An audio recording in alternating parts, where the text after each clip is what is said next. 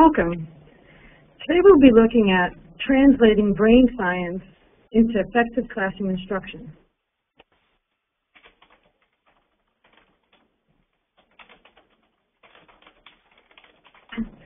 This session will explore how you as a teacher can nurture a resilient brain, why some children excel while others do not, and what teachers can do to help all children excel.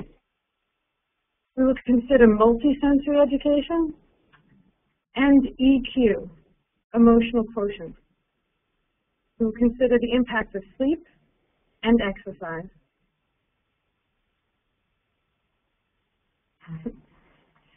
At this moment, I'd like to invite you to participate in a poll.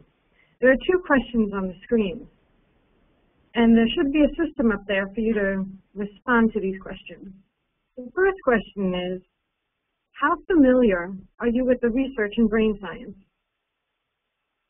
Very familiar, somewhat familiar, or not at all? The second question asks you to consider the concept of the frontal cortex. It asks you, the frontal cortex is essential for multisensory education. The options are true, false, or I'm not sure. Please consider these questions and put your best guess in.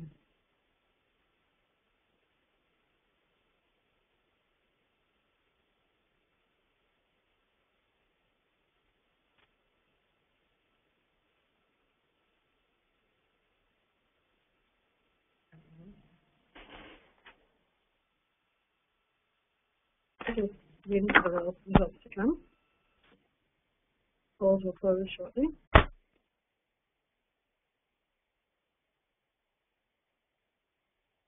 I'll come back to those as soon as they are available.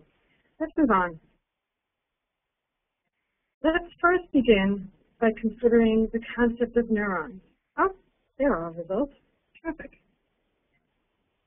So, nobody is very familiar. We have about 30% of us, 33% of us are somewhat familiar with the ITEN. And then we have the majority of us seem not to be familiar at all with some of the brain research. And let's see, the answer of the frontal cortex and multisensory, the majority are unsure as well. So terrific, it sounds like there's a lot for us to learn, and we will continue on with the rest of the webinar. I hope you can see the screen.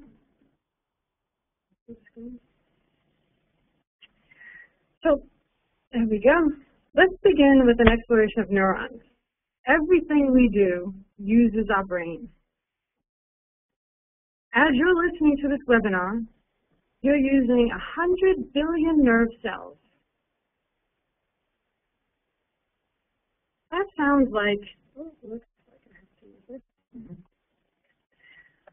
100 billion sounds like quite a large number. However, the interesting piece is that that's only 20% of the number of neurons that you had before you were born, when you were in your mom's womb, as shown in this ultrasound.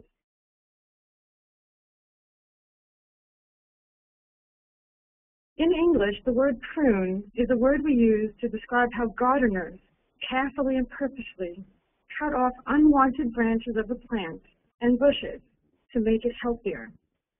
The brain also cuts out or prunes unwanted neurons.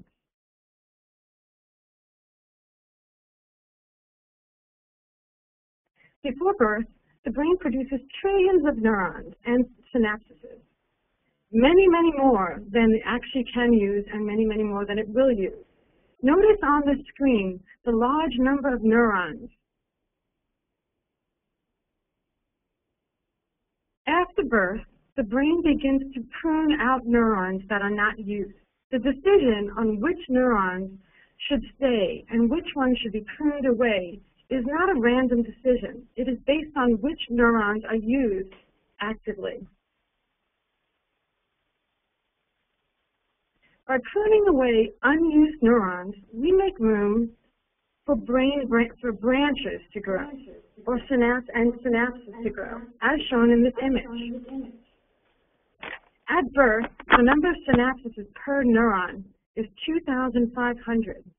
By the time you turn the age of 2 or 3, it's about 15,000 synapses per neuron. That shows you the tremendous growth that's happening.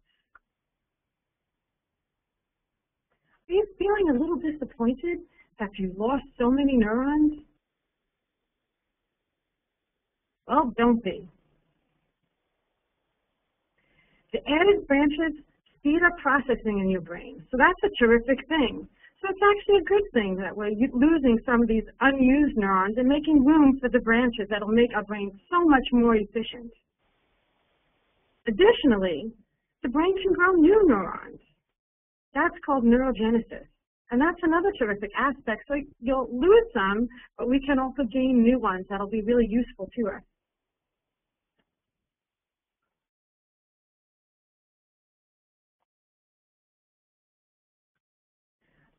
The next thing we want to consider is stress, the influence of stress on pruning. In many different situations, children are living in dangerous or difficult places. Sometimes war is happening in their country, or they're living in a neighborhood that has a lot of violence happening, or there are a lot of difficult things happening to the family. When a child lives in constant trauma or constant stress, the brain burns the neurons more quickly.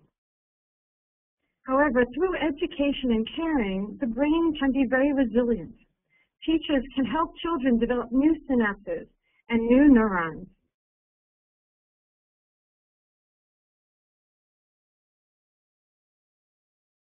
We've covered quite a bit. I'd like to give you an opportunity to think through these ideas again by answering some more polls. You did a great job last time, and please feel confident and comfortable to answer as best as you can. Answers will be private. We'll only show the compilation, the summary of answers. The first question is, the fact that we lose neurons is always a very bad thing. True or false? The second question is, children who are in stressful environments are more likely to experience neuron burnout than children who are in stable, supportive environments. True or false?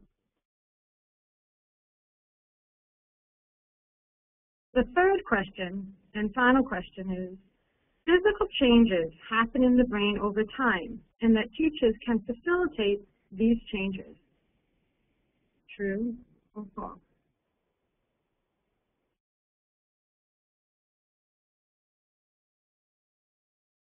We'll wait for the poll to close and the answers to show up first.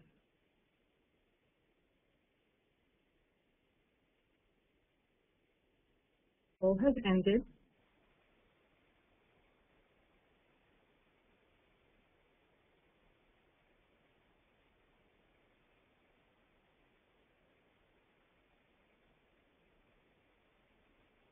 Okay, we're just waiting for the results. There they are. Terrific. So, terrific. We had strong response for false. The first question is the answer is false. Indeed, losing neurons is a natural process and is not something to be concerned about. The second answer is true, and that's terrific. We got that. The idea that stress negatively impacts learning, and we want to reduce stress as much as we can. And the final question, terrific. We got answers correct for that one too. Physical changes happen, and teachers play an important role in helping children make positive changes in their brains.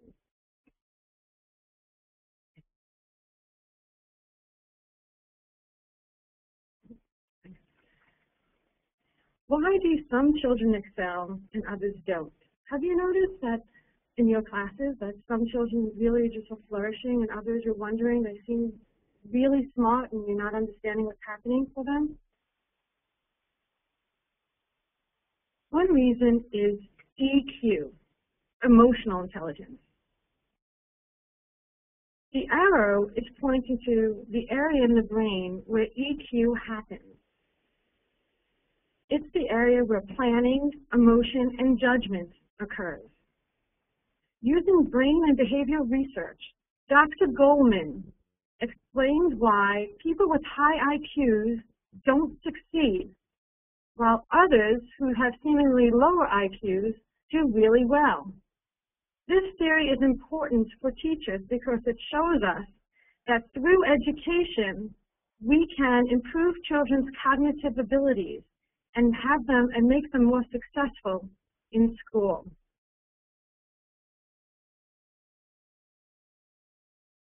Dr. Joshua Aronson also adds important ideas to the picture on EQ. Dr. Aronson did a study with students at Stanford University.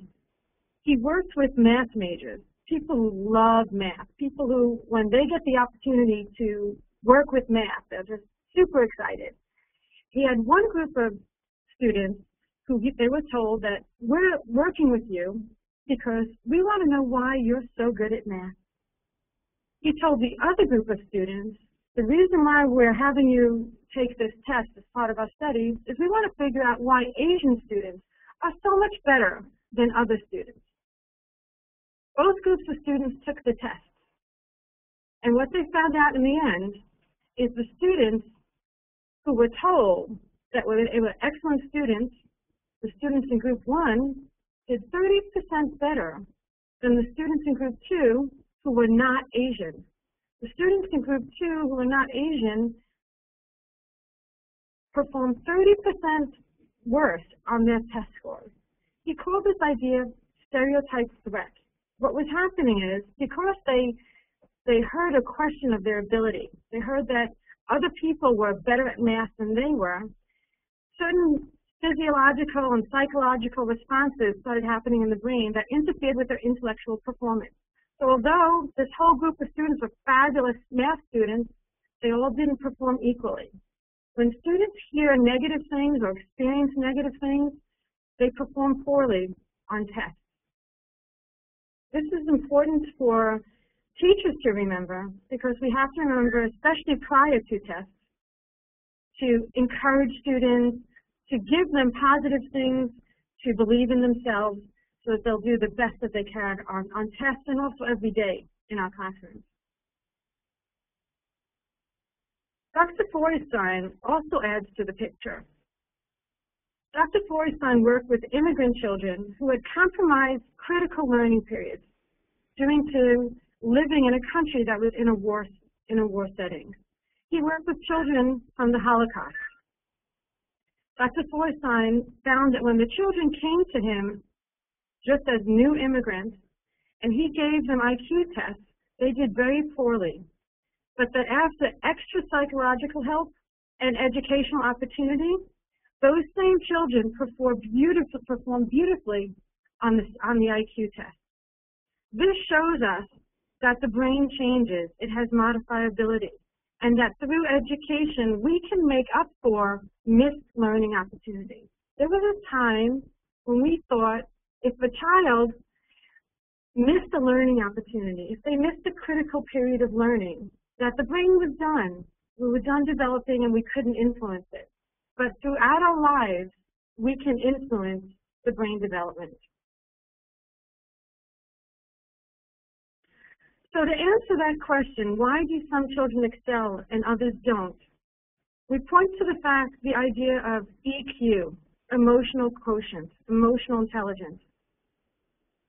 We remind you that stereotypes, biases, negative feelings will have a negative impact on school performance, and that teachers should make every effort to avoid those kinds of situations. Also to remember that reducing stress will positively impact the performance of your children in your class.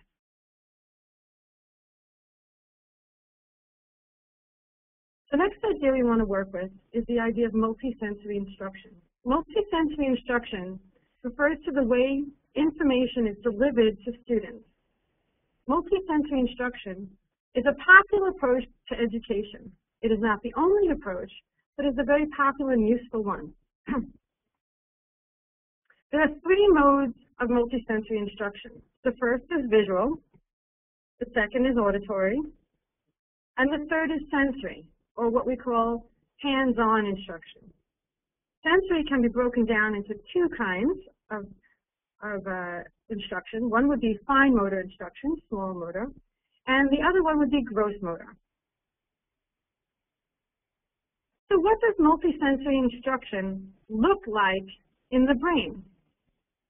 The next few slides will help you see what multisensory instruction looks like in the brain. As you are listening to this webinar, your auditory cortex activates, and the arrow points to where the part of your brain where your auditory cortex is. As you process information and compare it to what you already know, many areas throughout your frontal cortex are activated. As you attend to the visuals in this presentation, the visual cortex is activated. As you recall ideas, the frontal cortex is activated again. And as you think about and compare the ideas and higher order thinking happens, it continues to activate your frontal cortex. As you typed earlier, as you typed into the poll, your motor cortex was activated.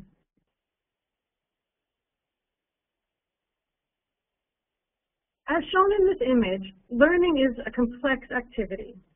Our chances of successfully retrieving information is influenced by the number of pathways we create. As seen in this example, we have multiple pathways created, so we have a greater chance of remembering the information presented. Let's consider spelling as an example. If a child just looks at a word to study for spelling, the visual cortex is activated. If the child also says the word, then we're creating two additional pathways. An auditory cortex is activated as the child hears the word said. The motor cortex is activated as the child actually mouths the word. It's an actual movement. If we say the word, if we write the word as well, then two additional cortex are activated. The visual cortex and the tactile, that experience, a tactile experience of writing. The reason it's important for you to see the brain and the different pathways being developed in the brain is I believe that teachers who fully understand the impact of multisensory instruction can see how the brain and different parts of the brain are being activated by using different kinds of instruction, will be more likely to use multisensory instruction and be able to explain it to parents. I'd like to give you another opportunity to check in with your learning and to answer the poll questions. We have two questions, one of which you've seen already before. Experience bias or living in a highly stressful setting can reduce one's emotional intelligence, or EQ, and negatively impact academic performance. True or false? The frontal cortex is essential for multisensory education. Now that you've seen the images, that question might be a little easier for you. A few more seconds for the poll before the poll closes, and then we'll wait for the results.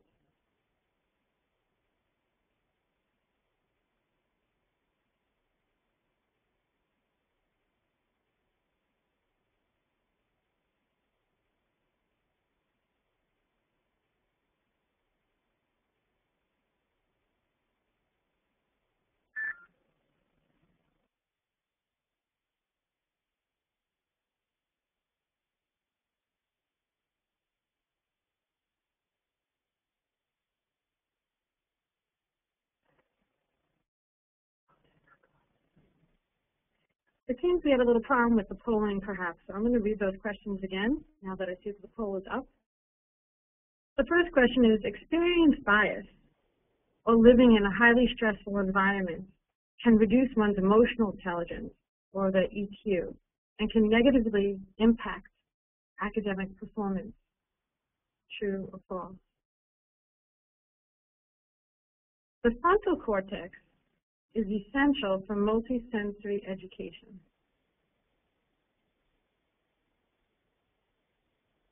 We're accepting responses now. We will close it shortly.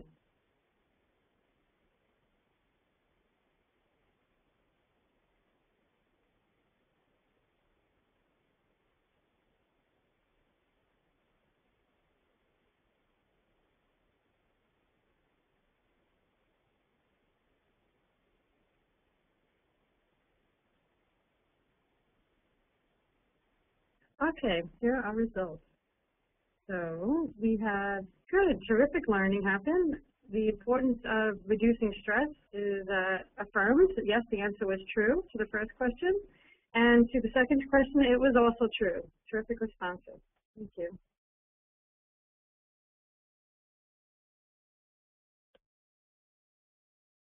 So we learned about how the brain prunes and how the brain grows. And you might wonder, when does the most pruning and growing happen? Turns out that the most growing happens during our sleep, actually during the non-REM sleep.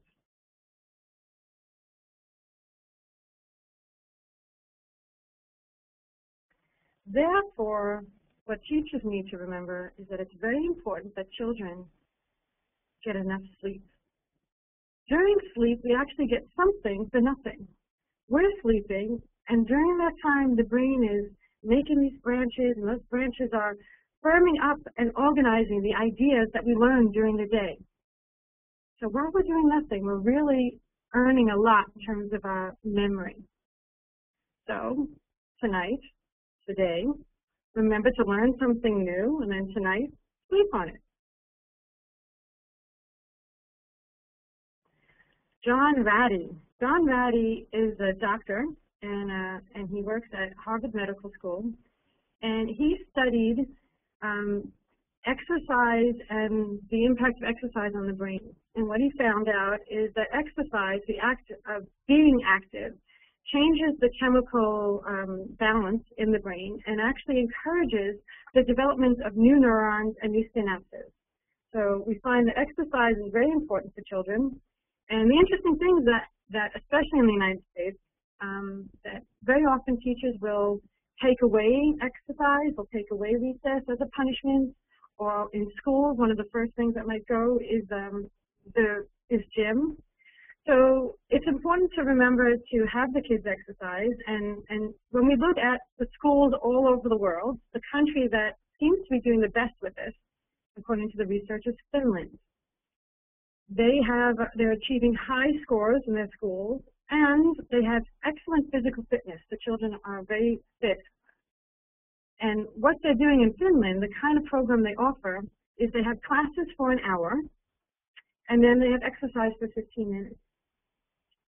So the recommendation here is that we get everyone moving, and that there is a suggestion that we move away from large games, because during large games there's a lot of wait time because you have to take turns, and there's a lot of time on choosing sides, who's going to be with whom. So what they suggest is to play 2-on-2 games or 3-on-3 games, have games that are much smaller. The other suggestion is that instead of playing games, that you actually move to more of a fitness-based kind of activity, where you work independently on jumping rope and activities that get your personal fitness up. 3 educational practices that work. This is our summary. Curriculum should develop children's cognitive, emotional, and social intelligences. The brain is impacted by emotions, so we as teachers have to remember not only to provide instruction about content, but also to help children explore how to work with their emotions, how to work together in social settings. Our classroom should have low threat, be very safe environments, and also offer high challenge. Brain development is supported by nutrition, physical activity, and sleep. We should encourage gym and recess, give appropriate amounts of homework in the older grades, and encourage good eating habits. We should encourage students to use all of their senses so that they can create multiple pathways of learning. We should help students develop and practice creating pathways while they are learning. It's one of the reasons why I had you create multiple pathways. I had you engage in the polls and also to look at the visuals and be part of the learning process. You should use lots of visuals, maps, timelines, etc. That is the end of the presentation, and I'd like to give you an opportunity at this point in the comments area to share your ideas about what you are most likely to implement or about what you felt was most valuable to you in this presentation.